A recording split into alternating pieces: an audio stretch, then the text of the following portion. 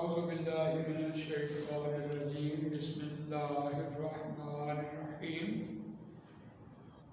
ہم پڑھ رہے ہیں جملہ اسمیہ اور اس کے دو جز ہوتے ہیں، ایک مبتدا اور ایک خبر۔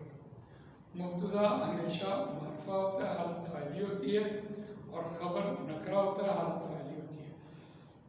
دیکھیے اس میں ہم نے اس میں معرفہ کی اقسام بھی پڑھی ہیں اور ہم نے مرکبات بھی پڑھے ہیں۔ جب قرآن مجید میں جملہ اسمیہ کی بات ہوتی ہے تو بات اتھینٹک ہوتی ہے، بات میں کوئی گنجائش موجود نہیں ہوتی، تو پکی بات ہے۔ لیکن جب اس میں کوئی تبدیلیاں آ رہی ہوتی ہیں تو ہم نے دیکھا کہ جملہ اسمیہ میں تبدیلیوں کے لیے او انا انا کانا لیتا اللہ لاکنا، یہ ناصبہ حروف ہوتے ہیں، اپنے ساتھ والے اسم کو حالت فاعلی سے مفعولی میں لے جاتے ہیں اور معنوی اور اعرابی تبدیلی پیدا کرتے ہیں۔ اسی طرح جب ہم دیکھتے ہیں کہ جملہ اسمیہ کو منافیہ بنا رہے ہوتے ہیں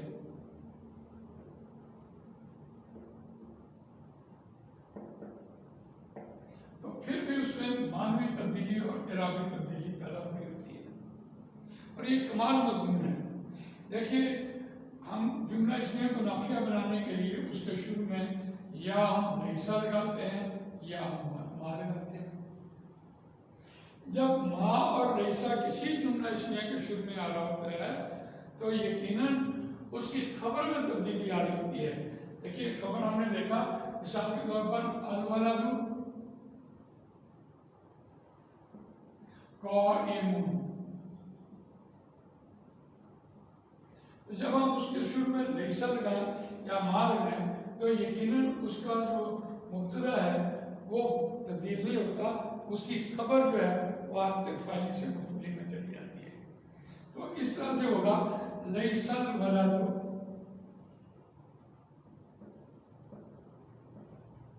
اب یہ مفعولیات میں جائے گا تو یہ قائمن ہو جائے گا۔ بہت ہی گہری بات یہاں ہمارے سامنے آ رہی ہے کہ جب ہم یہ کہہ رہے ہیں کہ لڑکا کھڑا نہیں ہے،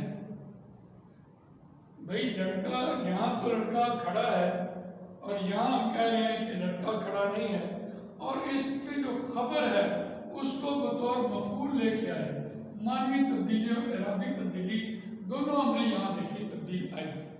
اس کا معنی یہ ہے کہ جو کھڑا ہے شخص وہ نہیں ہے اور وہ بطور مفعول آپ کے پاس نہیں ہے، کام کرنے والا تو موجود نہیں ہے۔ پھر آپ کیا کریں گے؟ ہم نے مرکب جاری میں پڑھا تھا کہ جب خبر نہ ہو تو پھر کیا کرتے ہیں؟ مرکب جاری لے کے آگے ہوتے ہیں۔ ہم نے بہت مرتبہ یہ قاعدہ پڑھا کہ مرکب جاری قرآن میں کب آتا ہے؟ جب خبر محذوف ہوتی ہے۔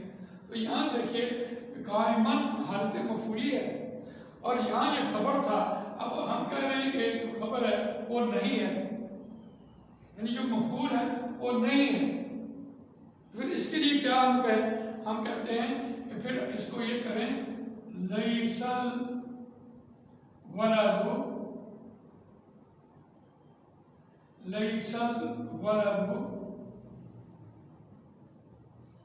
بقائم، یہ حرف جر لگائیے،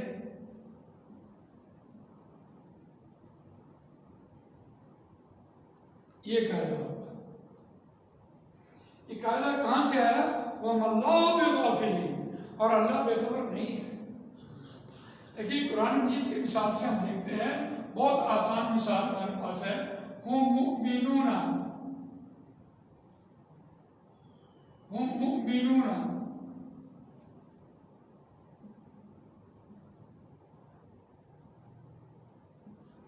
وہ مومن ہیں۔ اب یہ ضمیر ہے، مبتدا بنی ہے علیحدہ آنے والی، اور مؤمنون خبر ہے۔ اب قرآن مجید کہتا ہے وہ مومن نہیں ہے، تو معنی کیا ہے؟ وما ہم، تو پھر اصولی طور پر کیا؟ مؤمنون، مؤمنان، مؤمنین، مؤمنانی، مؤمنین، مؤمنین، مؤمنون، مؤمنین آنا چاہیے۔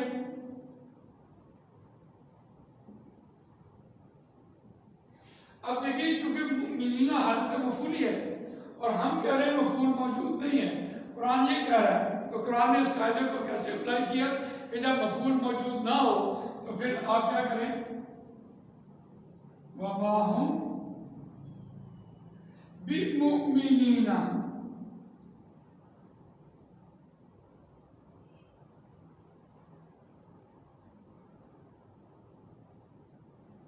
اب دیکھیے قرآن کی مثال ہمارے پاس موجود ہے، وَمَا هُمْ بِمُؤْمِنِينَ۔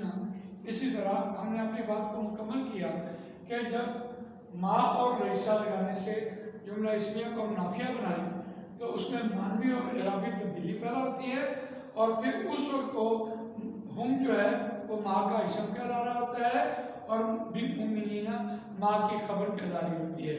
تو اس اعتبار سے آج ہم نے دیکھا جملہ اسمیہ کو نافیہ بنانا، اور اگر جملہ اسمیہ کو ہم سوالیہ بنائیں تو اس میں معنوی اور اعرابی تبدیلی، معنوی تبدیلی تو آتی ہے سوالیہ ہونے سے، لیکن اعرابی تبدیلی نہیں آتی، لہذا آج ہم نے اس کو جملہ اسمیہ کو مکمل کیا، لیکن اس میں کچھ استثناءات ہم نے چھوڑی ہیں، جیسے بعض اوقات مرکب جاری آغاز میں آ رہا ہوتا ہے، بعض اوقات قرآن مجید بات ہی مفعول سے شروع کر رہا ہوتا ہے، وَرَسُولًا إِلَىٰ بَنِي إِسْرَائِيلَ أَنِّي قَدْ جِئْتُكُم بِآيَةٍ مِّن رَّبِّكُم، ایسا اسلوب بھی ہے قرآن کا، اور قرآن مجید کا یہ اسلوب بھی ہے لَهُمْ عَذَابٌ عَظِيمٌ، یہ اسلوب بھی ہے۔